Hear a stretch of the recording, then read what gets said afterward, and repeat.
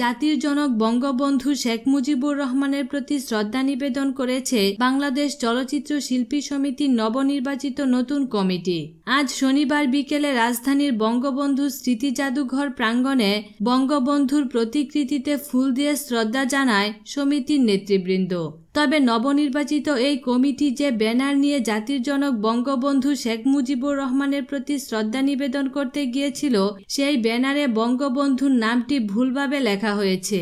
এতে বঙ্গবন্ধুর নাম লেখা হয়েছে শেখ মুজিবুর রহমান। জাতির পিতার নামের বানানের এমন ভুল অনেকেই নিন্দা জানিয়েছেন। জাতির জনকের নাম প্রকাশ্যে ভুলভাবে উপস্থাপন অপরাধের পর্যায়ে পড়ে। চলচ্চিত্রের একটি দায়িত্বশীল সংগঠন কিভাবে এমন কাজ করতে পারে, এমন প্রশ্ন করেছেন অনেকেই। শ্রদ্ধা নিবেদনের সময় উপস্থিত ছিলেন নতুন কমিটির সভাপতি মিশা সওদাগর, সহসভাপতি রিয়াজ, নাদের খান, সাধারণ সম্পাদক জায়েদ খান, সাংগঠনিক সম্পাদক সুব্রত, কোষাধ্যক্ষ কমল, কার্যনির্বাহী পরিষদের সদস্য রোজিনা, অঞ্জনা, আলিরাজ, নানা শাহ, পপি, সাইমন সাদিক, জেসমিন ও নাসরিন। কমিটির সঙ্গে অতিথি হিসেবে আরও উপস্থিত ছিলেন কিংবদন্তি অভিনেতা ফারুক ও অভিনেত্রী কবরী।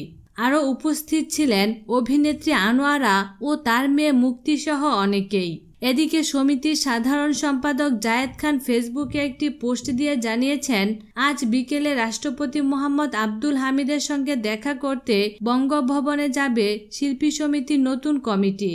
বিনোদন জগতের নিত্য নতুন খবরাখবর জানতে আমাদের চ্যানেলটিতে সাবস্ক্রাইব করার জন্য আপনাকে আন্তরিক ধন্যবাদ।